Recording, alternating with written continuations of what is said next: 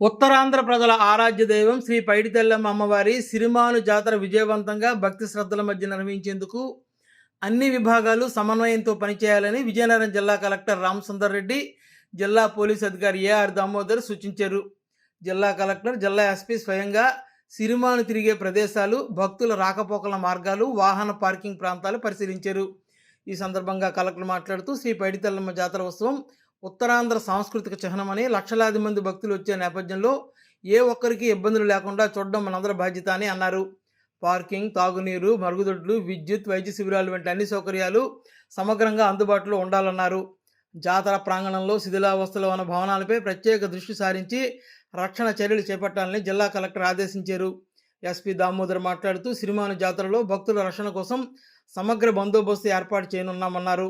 Traffic నియంత్రణ, క్యూలేన్ వ్యవస్థ, మహిళల భద్రత, రాత్రిపూట పహారా వంటి చర్యలు కఠినంగా అమలు చేస్తామని, భక్తులు శాంతి భద్రతా నిబంధనలు సహకరించాలని విజ్ఞప్తి చేశారు. సిరిమాను జాతర ఆధ్యాత్మిక, సామాజిక ప్రాధాన్యాన్ని ప్రస్తావిస్తూ అధికారులు ఈ ఉత్సవం ఉత్తరాంధ్రలో ఏకత్వానికి ప్రతీకగా, భక్తుల విశ్వాసం నిలబెట్టే విధంగా ప్రతి శాఖ సమన్వయంతో పనిచేస్తుందని అన్నారు. ముందుగా అమ్మవారి క్యూలైన్లు, సిరిమాను తిరిగే అమ్మవారి గుడి నుంచి కోట వరకు ప్రాంతాలు పరిశీలించారు. అదేవిధంగా ప్రసాదాల పంపిణీ, మీడియా పాయింట్ ఏర్పాట్లు పరిశీలించారు. అనంతరం పూజారి ఇంటి వద్ద చేపట్టనున్న సిరిమాను తయారీ, అక్కడి నుంచి గుడి వరకు సిరిమాను తరలించే విధానం తెలుసుకుని ఆ మార్గమంతా పరిశీలించారు.